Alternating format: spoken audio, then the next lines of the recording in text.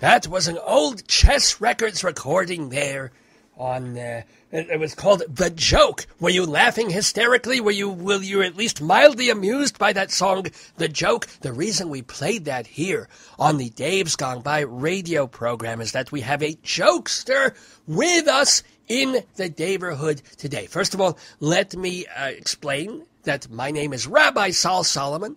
I am the spiritual leader and founder of Temple Sons of Bitches in Great Neck, New York. And I am thrilled, as usual, to be on this radio show and extra excited to be talking to Jeffrey Gurian. Jeffrey is a comedian, a doctor. He is also now a co-author of a book called Make 'em Laugh, 35 Years of the Comic Strip, the greatest comedy club of all time. He co-wrote this book with Richie Tienkin, I assume another nice Jewish boy, and it's interviews with all these famous comedians who got their start, or part of their start, at the comic strip in New York. So without further ado or ado, please welcome to the Daverhood, the one, the only, and we're giving him the 5-minute light here, Jeffrey Gurian. Say something hilarious. Oh, gee. Now you're putting me on the spot. I can only say something hilarious when I'm on stage. On the phone, I tend to be very serious. So make believe you're on stage. Listen, I didn't know there were Jews in North Colorado, by the way. I thought they were all in South Colorado. Well, they go to South Colorado in November, late November. Yeah, for the frost. Snowbirds, like the snowbirds in New York. They go to Florida. So in Colorado, they go to South Colorado. Exactly. Like they spend December, January, February in Pueblo. Then they come back up to Denver in the middle of March. And then by April, they're back here. But me, I stay. You know, I've got my friends here. I've got my synagogue here. I can't go to the South. I'm we're stuck not good here. Travelers in general, you know, Rabbi. We got stuck on the desert for 40 years. I know. Moses must have had a terrible sense of direction. Well, he always had that headache, which is why God made him take 2 tablets. Thank you, damn it. I'm sorry. Well, you know, I think I inherited that sense of direction because traveling is very difficult for me. I have ADD, so whenever I'm traveling, I'm always lost, and I'm always asking people for directions. And invariably, I get a guy who says, "You know what? I know where that is. You got to go south for about 3 miles." And then you got to go east for about 1.5 miles. I'm like, what do I look like? I carry a compass? I don't know. North, the south, the east, the west, the moist. I always thought north was the way you're facing. You know, if I'm going this way, then that's north. Right, if you're going forward, it's north. Yeah, if it's you're walking forward, it's north. If you're walking backward, it's south. That's easy. Exactly. South is always behind you. That's the one thing that I know, no matter which way you're going. Actually, my tuchus is always behind me. That's all I really know. Anywho, exactly. Let me explain, because I didn't have a chance to re-explain who Jeffrey Gurian is. He is a stand-up comedy MC. He also does a lot of other things like dentistry and healing and things like that, but we're mostly concerned here on this Saturday morning with the comedy part, because Jeffrey Gurian was part and parcel of the comic strip, an important and still existing comedy club in New York that helped shape the lives and careers of people like Jerry Seinfeld and Ray Romano and Paul Reiser and Susie Essman and Colin Quinn. All these people who are, by the way, interviewed and talked about in the book Make 'em Laugh, 35 Years of the Comic Strip, co-written by Jeffrey Gurian and Richie Tienkin. Now tell me, Jeffrey Gurian, tell us all, how did this book come about? Well, it was an unbelievable thing. I just want to clarify one thing about the dental comment that you made. That was a tremendous rumor that went around about me, that I was a dentist. And you know when it started? When you started pulling teeth? When did it happen? It started the day I graduated from dental school, and it hasn't let up. People keep spreading that rumor about me, and I came from typical Jewish parents who didn't want me to be a doctor. They said, no son of ours will be a doctor. Don't shame us that way. And they made me, you know, I wanted to be in a doctor. They wanted me to be in show business. Typical Jewish parents. No, but did you really, you did get a degree from dental school? Yes, I was a cosmetic dentist while I was writing for people like Rodney Dangerfield and Joan Rivers and for all the Friars roasts. I did both for many years. So you were a dentist. You're not joking. I was. Oh, okay. I do admit to that now. So what happened with this book was in 2008, I was at the comic strip with Ann Curry from NBC and Gilbert Gottfried. And we were coaching Ann Curry on how to do stand-up comedy. And she happened to be very funny, by the way. And I was looking at the walls of the comic strip, and I see Jerry Seinfeld and Chris Rock and Eddie Murphy and all the biggest stars that came out of that club. And I said to Richie Tinkin, who was the owner and the founder of the club, I said, we should really do a book on this. Now, I didn't know that other people had already suggested that to him, and he never really went with them. But something sparked his interest, and he came to my house to talk to me about it, and he saw that I had more pictures on my walls than he had at the comic strip. I've been taking pictures with all the comics that I've worked with for so many years, back through Milton Berle. Oh, my God. Milton Berle was my original sponsor in the Friars Club. All right, you know what? Let's roll it. Hold it, because there's so many questions already that I want to ask. Let's roll it back. Let's go back to the beginning. You knew you wanted to be what? In show business, a comedian. So how did that start, and how did you get involved in the comic strip, and how did Uncle Milty come into this, and how did you get all those naked pictures of comedians on your walls? Tell us. You weren't supposed to mention that, Rabbi Sol. That was the thing we had made up before. When I was 12 years old, I was writing comedy already, and I decided I wanted to be a dentist. And so my whole life was very confusing to me because I managed, I thought to myself, how can you be in show business and be a dentist? But somehow I managed to combine those things, and I was writing for people for many years. I got started from the original Saturday Night Live crew. Alan Zweibel up there gave me my start as a writer who's now writing Lisa Lampanelli's new show for Broadway. Oh, my God. And let me say, by the way, this is a complete non sequitur, but the host of this radio program, Dave Lefkowitz, went to the same high school, although years apart, as Alan Zweibel in Woodmere, New York. Just thought I'd throw that in. Honest to gosh, yes. That's such a coincidence. Yeah, he was one of the head writers up at Saturday Night Live. Yes. And I snuck in there by, in those days I was driving what would best be referred to as a pimp mobile. It was a mandarin orange Eldorado that had been made for one of the Isley brothers, and he decided not to take it, and I bought it, and I totally pimped it out way before MTV did Pimp My Ride. I put a Rolls-Royce grill on it and straps in the back, just like the pimps drove in New York in the 70s. The only problem was I was a doctor and I was married and living in Scarsdale. And my wife would say to me, we're Jewish and we live in Scarsdale. Why am I driving an orange Cadillac? What was wrong with you? Why? I have to say this, but not really. Yes, I am interrupting, but people who don't necessarily know Jeffrey Gurian or what he looks, you have a certain eccentricity, and I guess. What would be the word that you're that's a great an word, exhibitionist? Because, if you're successful, they call it eccentric. If you're not, they just call you crazy. Well, you're driving this orange sort of Cadillac pimped out. You've got the special kind of cool hair. No offense for me to mention that, but if I had hair, that's great. And you know what? You should tell your listeners my site so they can see my hair. It's JeffreyGurian.com. JeffreyGurian as in Nancy.com.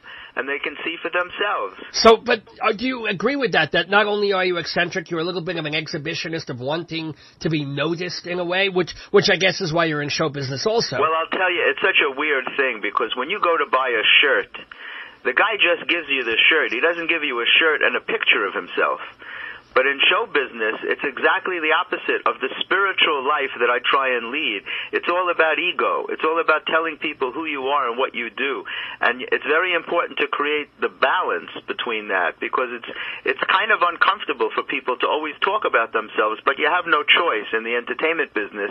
You have to tell people who you are and what you do. Otherwise, they'll have no idea. You can't just hand them a shirt. So in 2000, so way back, I drove this car up to 30 Rock, which is where they were shooting Saturday Night Live, and I threw the doorman a couple of bucks, and I said, Lorne Michaels is expecting me. And in those days, they didn't have security like they did today, because people weren't blowing up buildings at random. Right, they were just blowing Letterman at random. No, I'm kidding. Okay. Exactly. Thank you. You could just walk in places. You didn't need, like, a security detail. And so I snuck past the security guard. They always had them, but I snuck past them. I got in the elevators, and I went up to Saturday Night Live, and I showed my films.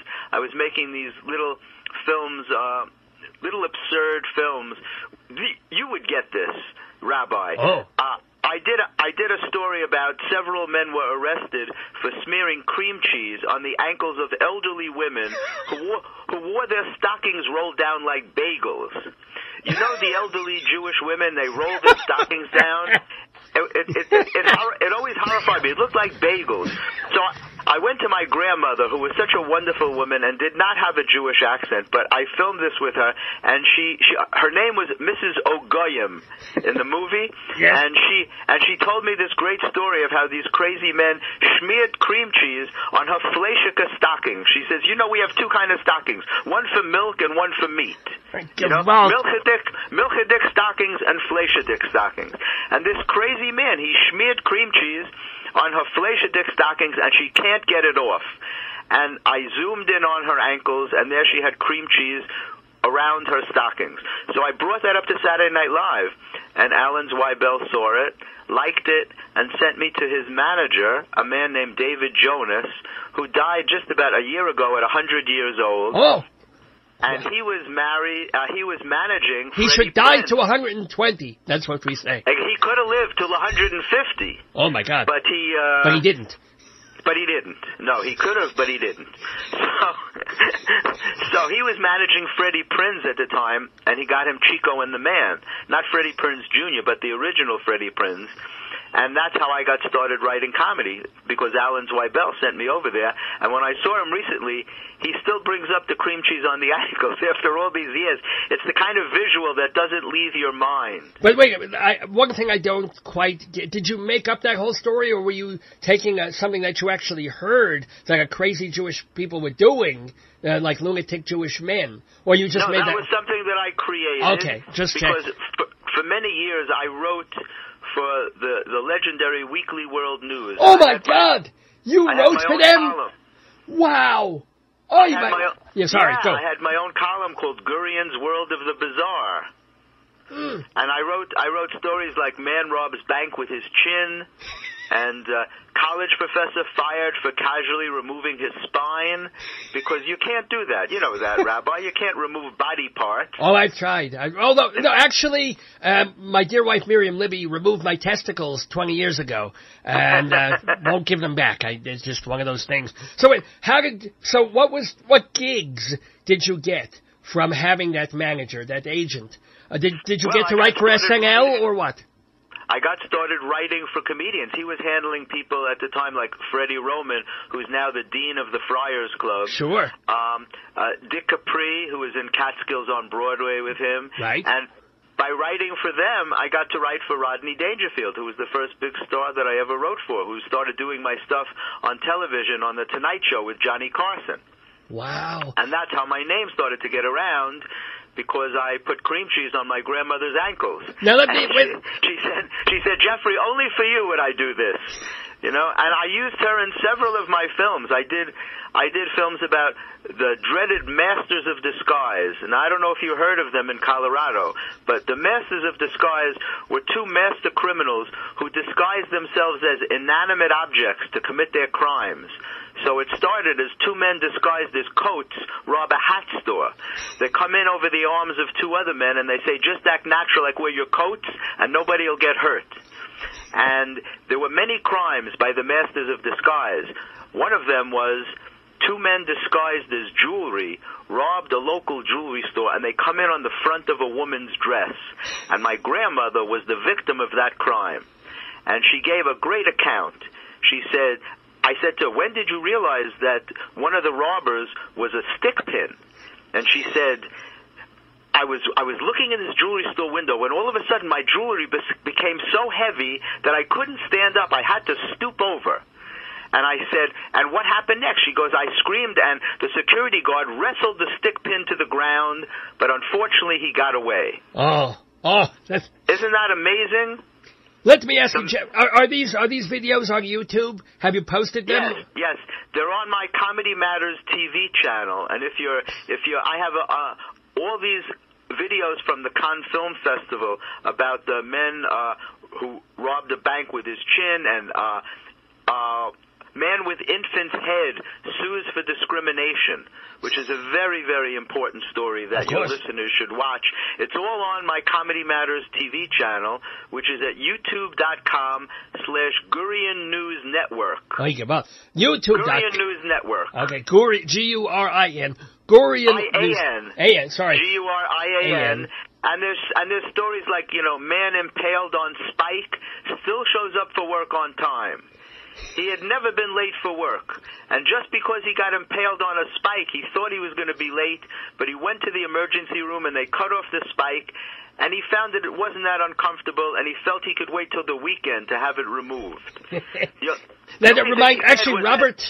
I remember Robert Klein doing a bit about that, saying that he had this spine that he was living, this thing sticking through him, and he said, well, for one thing, he was more irritable. Well, it was funny when Robert Klein did it. Your jacket doesn't close properly when you have that, because most designers don't make a jacket to fit over a spike.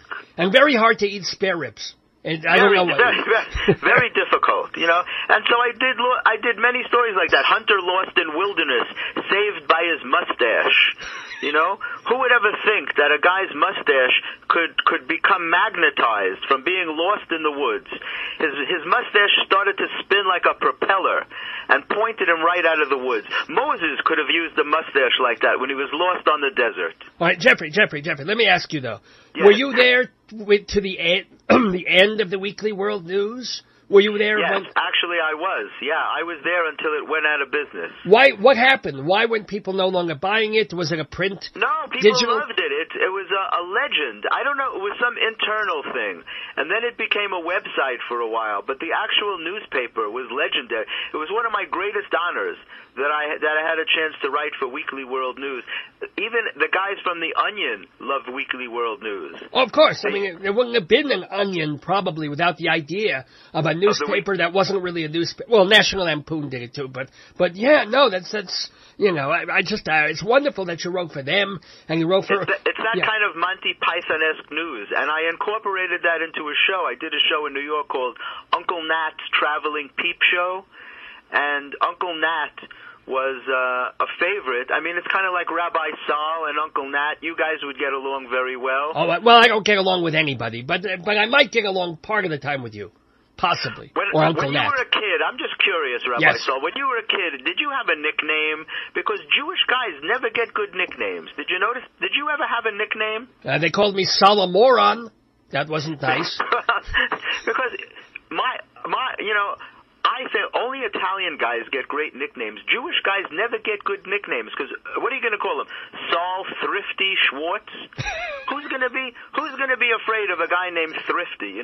Mike the Mensch Mandelbaum? There you go. Nobody cares. Well, they did call me Schmuck. I got called Schmuck a few times. Schmuck. Abe the Kibitzer is a good nickname for a guy growing up. The Kibitzer is coming. Watch out. So wait. But I want to get back to your story, though. First of all, when you're writing for these comedians, did you get to meet them, or were you just sending them lines by mail or by telephone to their agents? I always got to meet them. I only worked with people. It was very rare that I worked just by mail. Once in a while, but with all the ones that I worked with in the beginning, I got to work with some great legends, Milton Berle and Henny Youngman and Jerry Lewis. All right, wait, stop. So, tell me, what was Jerry Lewis like in those moments when you were actually working with? Was he a jerky egotist? Was he fine? What was he like? Not at all. It was an amazing surprise to me because I didn't know what to expect. I had heard that he might be difficult to deal with. He was the nicest guy in the universe. Well, it was just he and I working together to prepare for his Friars roast. And so I went to his hotel room, and it was just the two of us. 2 nights in a row, we worked on material. And I had the most amazing experience while I was there with him because he got a phone call from someone who told him that they found a cure for the Duchenne form of muscular dystrophy. And while I was on the phone with him, he had tears running down his face. He was so overwhelmed. So he went from being a douchebag to a Duchenne bag, which I thought is kind of... Well, yeah, I mean, it was a really wild experience because I had always heard that he was a very difficult guy to deal with, and he couldn't have been nicer. But I think it was the way we met. I was sent to him by the Friars Club, by a good friend of his, who would arrange for him to be roasted. So he welcomed me with open arms. And then after that, I got to write material for him when he was with Sammy Davis Jr. They had been friends for 40 years, and they were performing together in Las Vegas for the first time. Even though they had been friends for so long, they never performed on the same stage together. And he called me to write material for him. Isn't that cool? That is really, really... How long ago? This would have been the 70s or when was this? No, this was in the 80s. 80s, okay. Yeah, and I think it was the late 80s, maybe early 90s. I got pictures of us in those days. Oh, my God. If I hold them up to the phone, maybe your listeners could see them. It's possible. It's possible. If I hold them very close to the mic. Oh my God, look, I can see Sammy's eye, the special eye that's... Exactly. Yeah, right. So, wait, tell us about Rodney Dangerfield. One time at a Jewish wedding, the rabbi, at the end of the wedding, the rabbi accidentally stepped on Sammy's eye. Really? Instead of a glass. It was the closest. They had no glass. He used Sammy's eye. Oh, right. It was unbelievable. Oh, yeah. Okay, It was a little piece of comedy trivia that might have gotten past you. Past Jew? Did you just say past Jew? Past Jew, No, exactly. Tell us about Rodney. What was Rodney Dangerfield like? Rodney was so fun, man. He was the most fun. It's funny. This past week I was on NBC talking about this new book, Make 'Em Laugh, and with all the stars that are in it, because everybody came out of the strip. And she said to me, who is the most fun person you ever wrote for? And I'm like, Rodney, for sure. I had the best time. I used to go to his club, and he would hang out in a bathrobe and pajamas. Always. But not a fancy bathrobe and pajamas, just an old bathrobe and pajamas. And he would walk around the club that way. And he would tell me jokes like, hey, Jeff, what's the difference between Italians and Jews? I said, I don't know, Rodney. What's the difference? He said, well, they both take a leak in the sink, but the Jews take the dishes out first. That's actually really good. I like that. And it's funny because it's true. There you go. He was just amazing. He was like, it was just so fun to be there. We would sit in his little office in the club, at the time that I was with him. Like, eventually he got so famous he couldn't appear in his own club because it didn't hold enough people. Wow. To handle the kind of crowds that he would draw. But when I knew him, he was doing my stuff on The Tonight Show with Johnny Carson.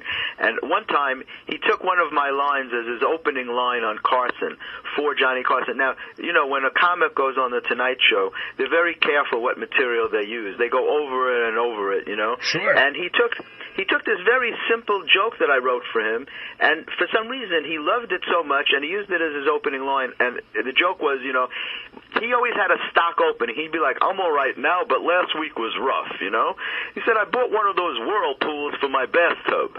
The first night I used it, I lost 3 of my best ships. It's funny. He liked that joke so much that he used it for Johnny Carson as his opening line, and I have it on video. I mean, I have a lot of cool stuff from the early days. Well, now, what's interesting is that also reminds me, and this goes into a little segue here, of a joke that Woody Allen used to tell in the early years about divorcing his wife because, she kept calling him immature, and she was actually the one who was immature because when he was taking a bath, she would come into the bathroom, storm in, and go to the tub and sink his boats. I mean, if you remember that joke, right? Now, Woody Allen, that's why I'm doing the segue here. Woody read my earliest material. back when I was in dental school, I got to meet Woody for a couple of nights. He invited me back. And years later, when I got friendly with Jack Rollins, who is now like 96 and is still Woody's manager, Woody was always managed by Jack Rollins and Charlie Jaffe. And if you look at any Woody Allen movie, it always says at the end, produced by Jack Rollins, you know? Right, yes. So I did a movie called I Am Woody, about a mob boss who's obsessed with Woody Allen. And all the gangsters had Jewish names. What happens is this mob boss was a very violent mob boss, but he was obsessed with Woody Allen, and they tried to kill him, and he comes out of it with amnesia. But now he really thinks he's Woody Allen, right. But he's 6'5" and 300 pounds. So he's a huge Woody Allen, but he doesn't know he's big. He thinks he's small and thin, and he becomes afraid of his own men. And he gives all his men Jewish names. His sidekick Cheech, he calls him Abe Schnavitz. Okay. And and the guy's like, I don't want to be Abe Schnavitz. And he pulls out a gun. He goes, you're Abe Schnavitz or I'll kill you. He goes, all right, I'm Abe Schnavitz. And he has to introduce himself to all the other gangsters as Abe Schnavitz. And to get these guys to pronounce Abe Schnavitz, Rabbi, let me tell you what I went through. It was an ordeal. It was a definite ordeal. Because these were Goyish actors, I'm sure. Right, exactly. And you could see this. It's called I Am Woody, and it's on my website at www.jeffreygurian.com. If you want to see funny Italian actors trying to say Abe Schnavitz. And I would like to see funny, Italian actors trying to say Abe Schnavitz. This would amuse me greatly. Now, let me ask you, Jeffrey. You and I, Abe Schnavitz is easy to say. Yeah, there's no ch and there's no ts in there. You know, no. Right. If it was a ch, if it was like Abe Chuchelman, forget it. You would still be rehearsing. Let me tell you. Right. I would have never got the film done. Now, but Schnavitz flows off the tongue. Well, it's like music. It's like music to Jews. It's like mucus to Jews, which also flows off the tongue if you're having a cold. Exactly. Now, Jeffrey Gurian is the author, by the way, of Make 'Em Laugh, which is 35 years of the comic strip. It's a book that is published by, what is the name of the publisher here? Let me look at the book. Skyhorse Publishing, a division of Norton. Oh, my goodness. Yes. It's such a fun book. It's got great stories from people like Ray Romano. Like, for instance, a short story from Ray Romano. Would you know that the first 3 months of his career, he performed under the name Jackie Roberts? Really? Did you ever hear that story? No. Yeah. What happened was, in New York in comedy, Bud Friedman opened the Improv in 1963. And then at the end of 72, Rick Newman opened Catch a Rising Star. And then the comic strip came along on June 1st of 1976. And on June 17th, Jerry Seinfeld walked into audition.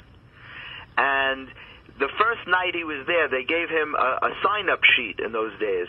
And we have that original sign-up sheet in this book. And they rated him. They said he was good, definitely invite back on Monday, 6/21.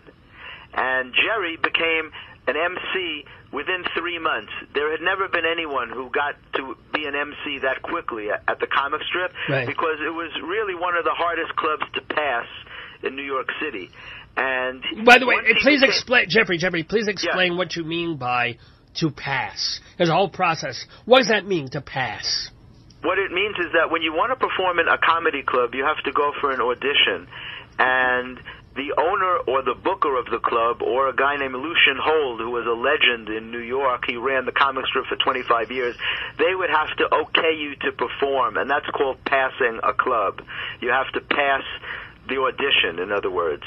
So passing at the comic strip was very hard. When Ray Romano started, he went to the Improv first, and they had a lottery system in order to choose who would go on stage that night to perform. Sure. And so to double his chances, he brought a friend with him to pick a number also, thinking that if his friend picked a number, he would go up on stage.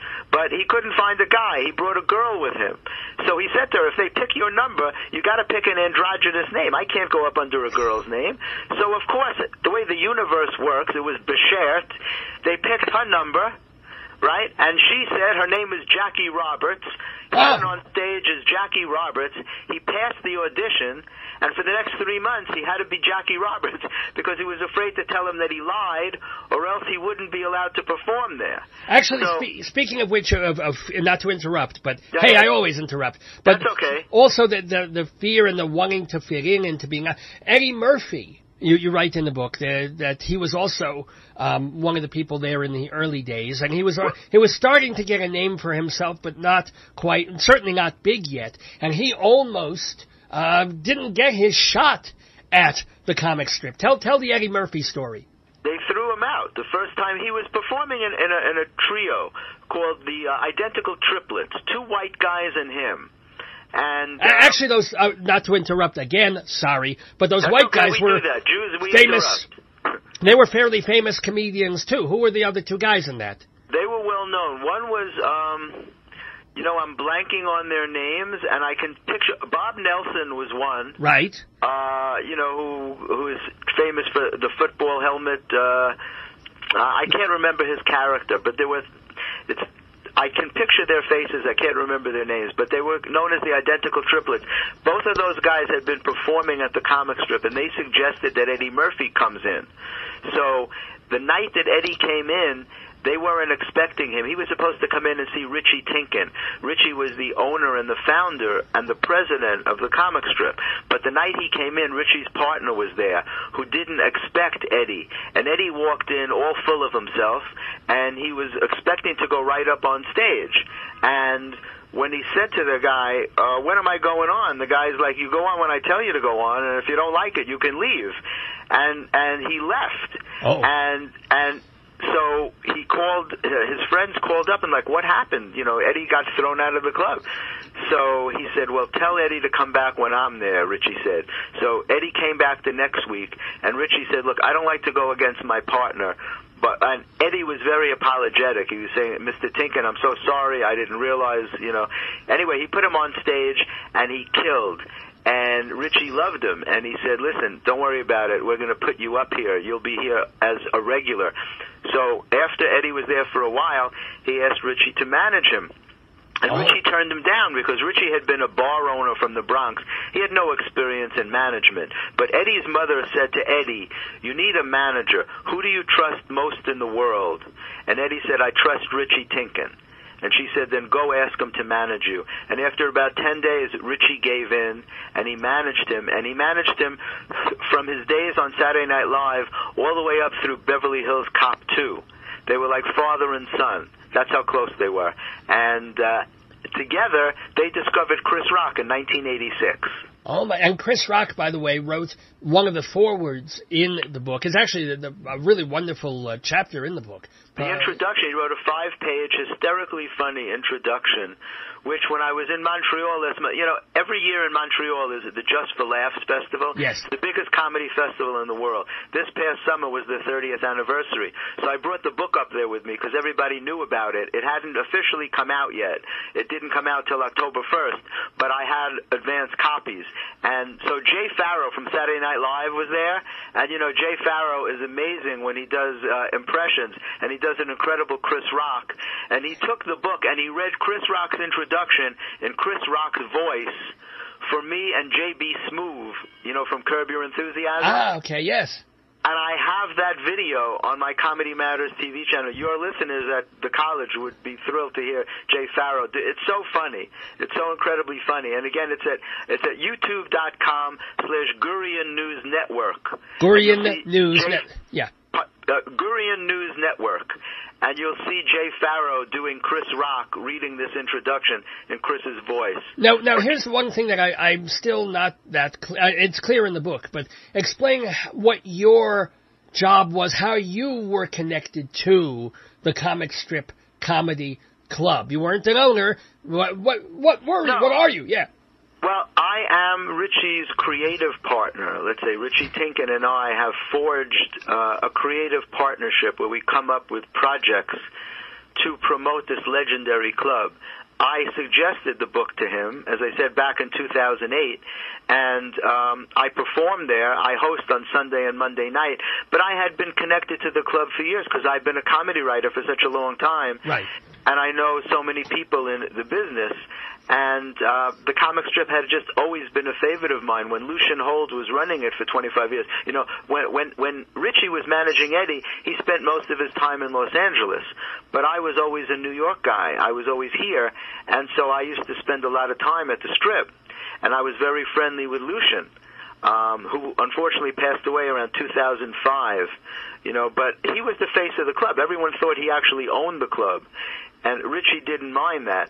When Eddie Murphy came in 1986, you might enjoy this story. Eddie was the biggest star in the world at the time. He was like the Elvis of comedy. And he walked in, and they were always thrilled when he was there. The audience would be like in awe that Eddie Murphy was there. Sure. So he comes in one night and he says, "Are there any black comics I can see?"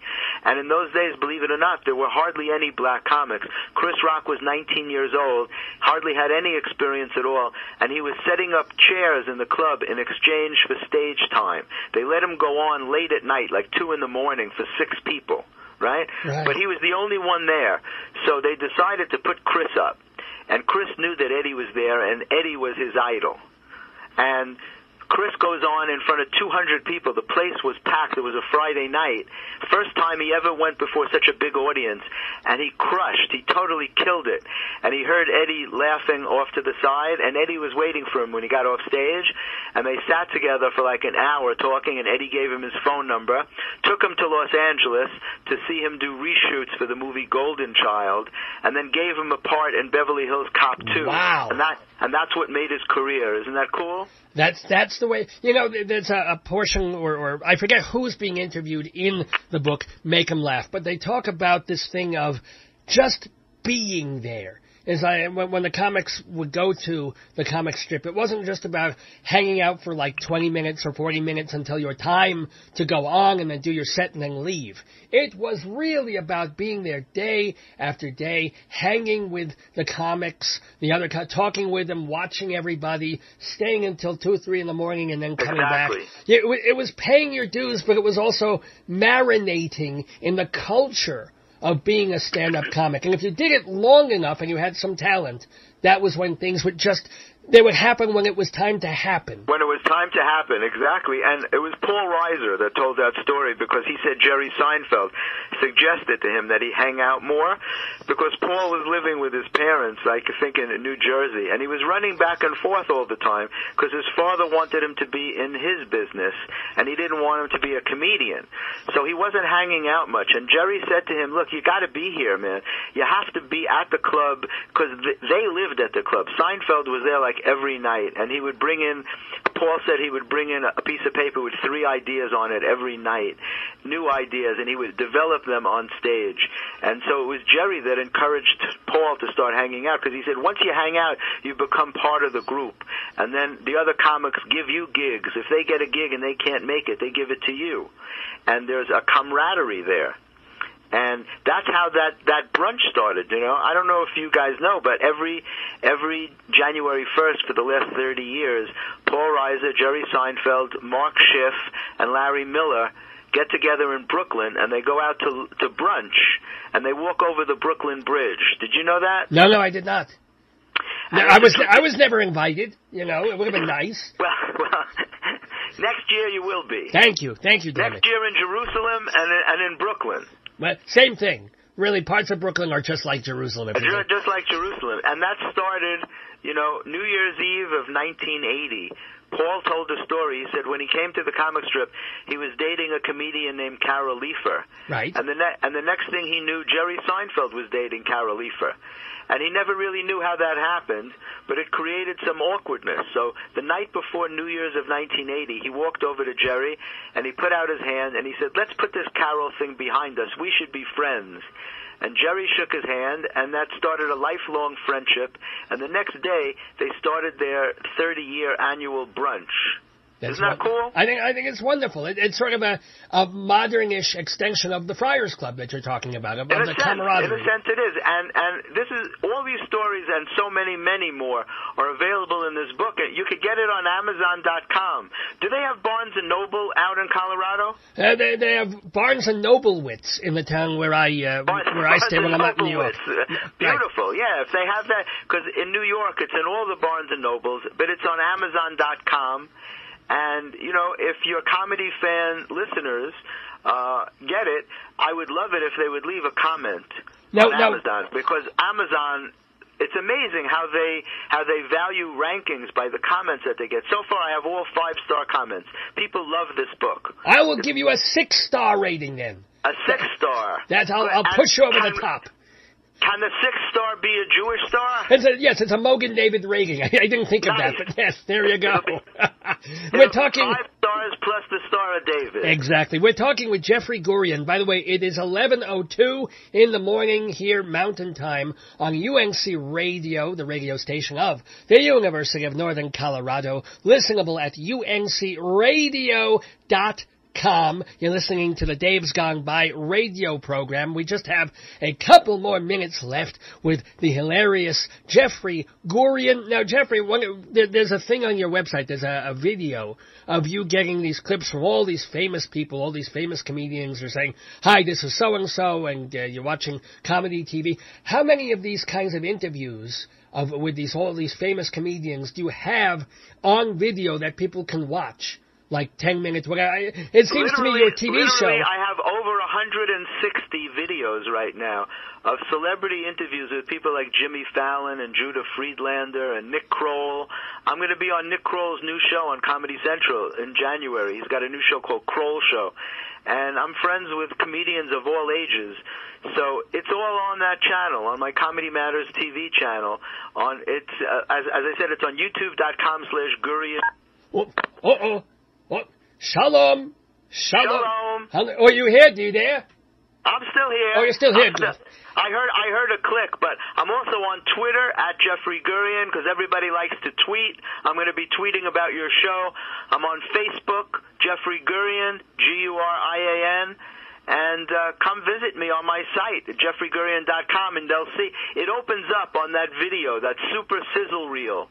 And they'll see John Mulaney from Saturday Night Live, all the people that they watch on TV. Now, let me ask you, last question. I wish we had a little more time, but I do have one question of how do you, and a terrible question actually to ask, but how do you actually go about writing a joke? It's one thing to write funny for character. That's a whole different sort of thing. But to actually just start from nothing and have a joke with a punchline, is there a method to it? How does that work? Yeah, well, it took me about a year to learn, actually. It's like a science, but it comes to you. It's the way you see the world. You know, comedians see the world in a different way. That's why audiences laugh, because they relate to it. You're telling them about things that they've seen all their lives, but they never looked at it with your perspective. So physically writing a joke, you have to write a premise, and then you have to write a punchline, and you have to do it in as few words as possible. Sure. When you see beginners, you know, like one of the best jokes I ever wrote was for Rodney, and he said, you know, he says, I went to one of those custom bed shops, and I asked the salesman, what kind of bed would you recommend for a guy like me? He said single. Cute. Okay. Now, that was just a one-word punchline, but that was such a powerful joke, you know, single. You know, you have to take the essence of the humor and put it in as few words as possible. So how you write a joke is how a songwriter writes a song. It just comes to you. I think of things all the time, all throughout the day. I keep a pad with me or a recorder, and I'm always writing down things that strike me funny. And for some reason, I have the ability. I can just go home and write jokes. For my own act, I can just sit down and write. If somebody needs jokes, they just come to me. I don't know how, but I can see things in a different way. Now let me. Sorry, yes, but let me. I was just saying, I hope that is some kind of an answer to your question. Oh no, that's a very, very good and as good an answer as you can get for something that is a creative process that can't necessarily be explained. So I appreciate that very much. Can I ask you also, since you're still there at the comic strip, and the comic strip is still there, even though so many of these other clubs are no longer. It's the only one that still exists in New York from those days. The other two have long closed. You know, the Improv is out in L.A. with Bud, and Catch a Rising Star is franchised around the country, but it no longer exists as a club in New York. So the comic strip is still going strong. Now it's the 36th year. Mazel. And it's amazing. It's busy all the time. All the big stars come in. There's a photo of Dave Chappelle reading the book. Dave came in recently to do a spot. Judah Friedland is there all the time. Colin Quinn drops by. Gilbert Gottfried. They all come in. Wonderful. Is Stand Up New York still there, or is that gone too? Stand Up is there on 78th and Broadway, sure. It's been totally remodeled. New owner, Gabe Waldman. You know, well, Carrie Hoffman is busy. A nice Jewish guy. Carrie Hoffman is out a long time. Right, he's doing the Sinatra stuff now. He moved from comedy he's touring as Sinatra with his band. Right, well, yeah, he's doing a show, I think, still off Broadway, actually. We interviewed him here a couple of years ago about Stand Up New York, so I'm trying to get... Sure, Rick Newman just opened up a new theater on 72nd Street, the Triad Theater, that's going to have comedy, music, and all kinds of entertainment.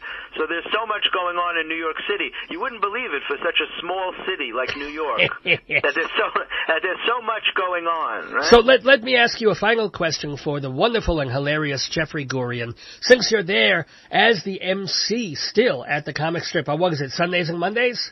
Sunday and Monday nights, yeah, I do the late show. Who are the up-and-comers that we haven't heard yet whom you think maybe in a year or two will be... You know, the ones that we'll all be talking about, they'll start to get name recognition, they might get a sitcom. Who's the next bigger things in comedy? Well, I'll tell you something interesting. I have a chapter in the book called The Next Generation, and it's about the stars that are coming out of the club, like Ted Alexandro, John Fish, Brian Scott McFadden, Marina Franklin. Colin Jost is there all the time. You know, he's now the head writer on Saturday Night Live. Oh my goodness. But making a real name for himself as a stand-up comic. Mike Vecchione is hysterical. Pete Davidson, Jordan Rock, who's Chris Rock's baby brother, 21 years old, is now performing there. You know, it's Chris, Tony Rock is also Chris's brother. Chris is the oldest of the three. You know, there are 7 brothers. 3 of them are now in comedy. Tony is the new host of Jamie Foxx's show, Live at the Apollo, and Jordan Rock performs with me at the comic strip almost every night. It's like a whole rock concert there. It's a rock, exactly. It's a rock concert, the rock comedy empire. Wow. It's unbelievable. Well, so those are the new guys that are coming up. Well, I'm glad that there's new people, but also wonderful older people who know the history and care about the history and are still out there doing it. And that includes the delightful Jeffrey Gurian. Everybody, please get his book, Make 'em Laugh. 35 years of the comic strip, the greatest comedy club of all time. I should say it's co-written by you and Richie Tinkin, and it's available from Sky Horse Publications, and you can get it pretty much everywhere, and especially from the website. Tell us one more time, Jeffrey.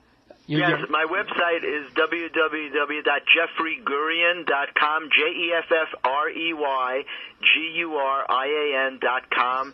It's available on the comic strip website at comicstriplive.com.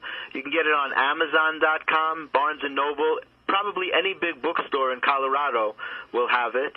And you can call the rabbi if you need it, and I'll make sure you get one if you have any trouble. That's all. Great. Rabbi Sol is my new connection in Colorado. That's right. Well, we'll talk. You'll do for me. I'll do. You scratch my back, and I'll scratch your tuchus. That's kind of how it works. There it goes. That's how it works. Jeffrey, I want to thank you so much. You've been absolutely so much fun to talk to. It's been wonderful.